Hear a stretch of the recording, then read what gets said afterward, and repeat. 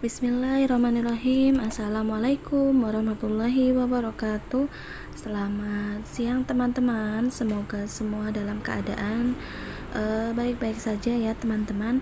Alhamdulillah kita telah diberikan kenikmatan sehingga kita bisa berjumpa kembali dalam pembelajaran budaya Banyumas. Untuk pembelajaran kali ini kita akan melanjutkan materi selanjutnya ya teman-teman. Kalau kemarin kita sudah belajar tata krama dalam bermasyarakat, sekarang kita belajar tentang taubat dan istighfar. Ya, sebelum Ustadzah mulai, marilah kita membaca basmalah bersama. Bismillahirrahmanirrahim. Oke. Untuk kali ini kita akan belajar tentang taubat dan istighfar. Untuk yang pertama, apa sih arti dari taubat itu? Ya, pengertian taubat. Taubat adalah berhenti dari kemaksiatan dan kembali kepada Allah setelah menjauh darinya karena perbuatan dosa ataupun maksiat. Jadi yang dikatakan taubat itu artinya adalah berhenti dari kemaksiatan ya, ketika kita melakukan kesalahan yang besar dan kemudian kita jauh dari Allah, kita kemudian bertaubat ya teman-teman. Tentunya kita bertaubat kepada Allah.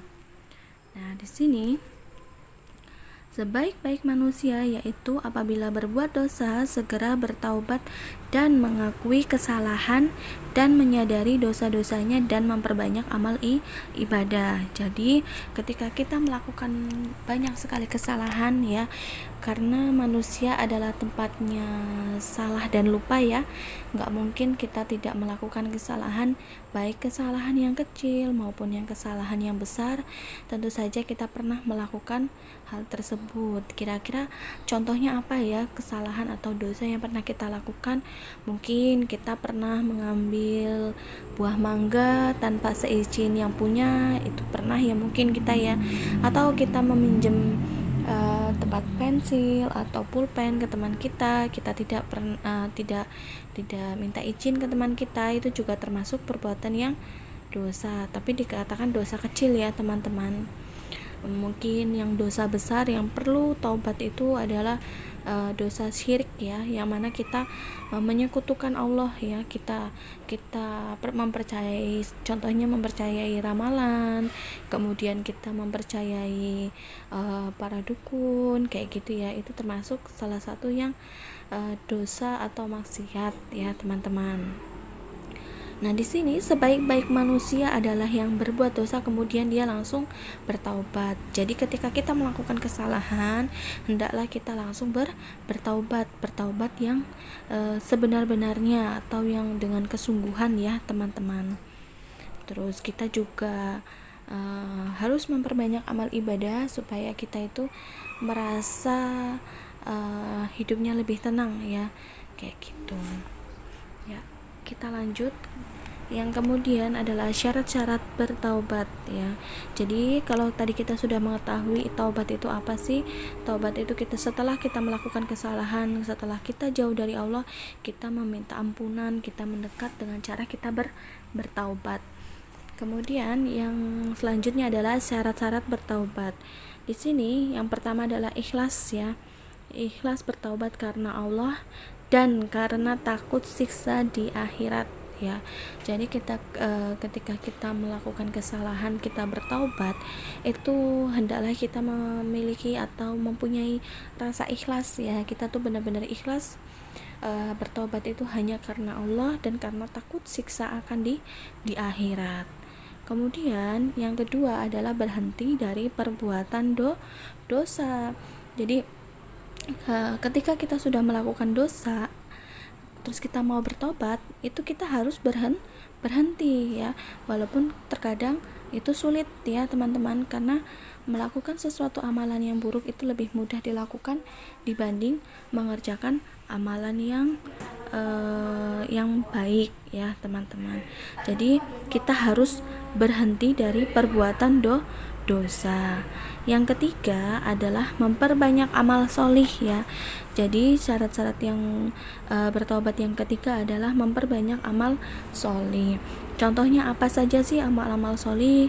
Bisa kita dengan membantu orang tua, ya, birrul walidain, kemudian kita melaksanakan sholat, kita bersedekah, ya, senantiasa berbuat kebaikan, terutama ya. Jadi kita memperbanyak amal sholih itu adalah syarat-syarat bertaubat. Jadi syarat bertaubat itu ada ikhlas, ya. Jadi ikhlas bertaubat karena Allah, kemudian karena takut akan siksa di akhirat. Yang kedua adalah berhenti dari perbuatan dosa. Yang ketiga, memperbanyak amal sholih, ya. Kalau teman-teman bisa membantu orang tua, membantu mungkin membawakan belanjaan, kemudian membantu mencuci baju, terus merapikan kasur, gitu, seperti itu ya teman-teman. Nah, yang selanjutnya adalah manfaat taubat, ya. Jadi ketika kita sudah bertaubat kepada Allah, ya, yang pertama yang kita rasakan adalah hati ini menjadi tenang. Banyak orang yang ketika mereka berhijrah, ya, berhijrah itu kan dari masa jahiliyah, ya, masa yang belum mengenal Islam, kemudian berhijrah berubah menjadi yang lebih baik. Rata-rata dari semua orang yang berhijrah itu, yang mereka bertaubat gitu kepada Allah, itu merasa hidupnya itu merasa tenang, hatinya merasa tenang, ya. Jadi ketika mereka dilanda kemiskinan, mereka dilanda tidak ada pekerjaan, tapi mereka merasa hatinya itu tenang karena merasa dekat dengan Allah, ya teman-teman. Kemudian manfaat yang kedua adalah diampuni dosa oleh Allah Subhanahu wa taala. Ya, pasti ya teman-teman, ketika kita sudah melakukan kesalahan, kemudian kita bertaubatnya itu ikhlas, ya. Kita ingin meminta ampunan kepada Allah, bertaubat dengan cara bertaubat yang sebenar-benarnya, ya, insya Allah, ya, diampuni dosa oleh Allah Subhanahu wa ta'ala. Yang ketiga adalah terjaga kesucian diri, ya. Tentu ketika kita bertaubat, diri kita itu jadi merasa lebih terjaga, ya teman-teman, menjadi merasa ada yang menjaga kita, merasa ada yang melindungi diri kita, ya, seperti itu ya teman-teman.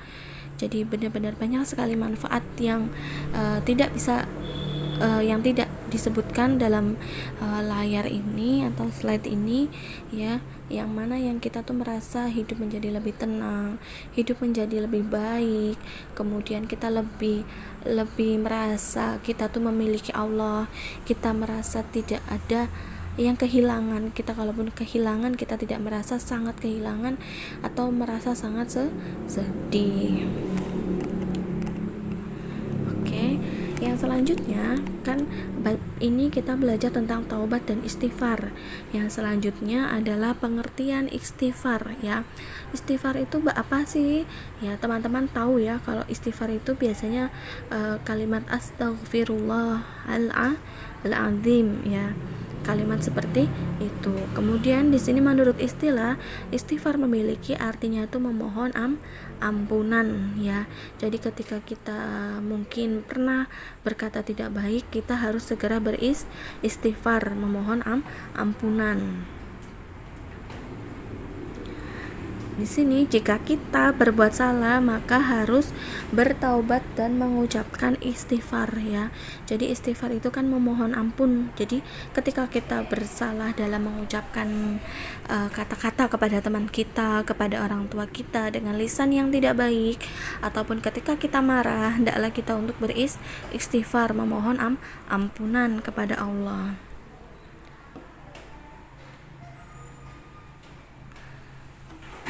Ya.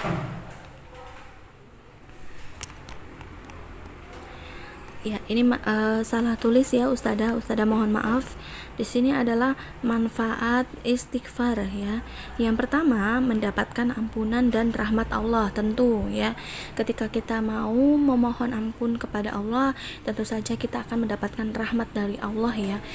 Rahmatnya itu berupa apa? Itu bisa seperti kita merasakan hidup kita itu lebih diridhoi, hidup kita lebih dilindungi, seperti itu ya teman-teman. kemudian mendapatkan kehidupan yang bahagia dan sejahtera. Tentu ya teman-teman, ketika kita taubat kemudian kita mengucapkan istighfar, itu kehidupan kita lebih bahagia, lebih tenang, lebih sejahtera. Kemudian mendapatkan kesuksesan dalam meraih cita-cita ya. Jadi subhanallah ya teman-teman, dengan kita memohon ampunan kepada Allah, apa yang kita inginkan, apa yang kita harapkan, dan apa yang kita cita-citakan itu bisa diraih dengan mudah ya tentunya. Karena apa? Karena kita sudah beristighfar, karena kita sudah memohon ampunan kepada Allah.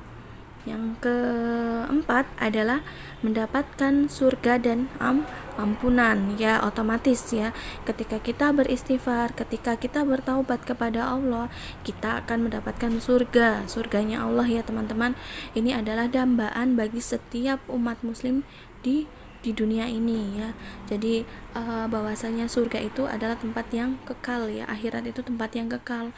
Kalau dunia ini hanya sementara, kalau akhirat itu yang kekal. Jadi semua orang di dunia ini ya bercita-cita ataupun memiliki keinginan untuk masuk surga. Nah, bagi teman-teman yang ingin masuk surga, ya coba kita praktikkan kita untuk selalu beristighfar ya, selalu meminta mohon ampunan kepada Allah. Insya Allah surga Allah menanti di depan kita. Ya, yang terakhir adalah mendapatkan rezeki yang tidak disangka ya. Ya, terkadang Ustadzah pun pernah merasakan ya teman-teman, rezeki yang tidak disangka gitu ya. Ketika kita dalam keadaan yang sangat sulit gitu ya, cobalah kita untuk introspeksi diri kita sendiri dengan cara kita beristighfar ya, dengan cara kita melafadzkan astagfirullah gitu ya dalam hati kita, apa yang Allah mohon ampun atas apa yang telah saya perbuat ya. Semoga dimudahkan, semoga dilancarkan. Kita senantiasa beristighfar, insya Allah alhamdulillah semua akan ada rezeki yang tidak disangka ya. Dan yang namanya rezeki itu bukan hanya semata-mata cuman uang ya, punya tetangga yang baik ya, itu termasuk rezeki. Punya kakak yang baik juga termasuk yang rezeki. Punya orang tua yang perhatian, yang selalu menuruti apa yang kita mau, itu juga termasuk salah satu rezeki. Jadi teman-teman bersyukur ya kalau kita mendapatkan rezeki yang tidak disangka, karena seringnya kita mengucapkan kata-kata istighfar, astagfirullahaladzim gitu ya teman-teman. Oke, mungkin itu saja ya teman-teman untuk materi hari ini. Kita belajar tentang taubat dan istighfar, kemudian nanti dilanjut untuk mengisi soal yang ada di Google Classroom ya teman-teman.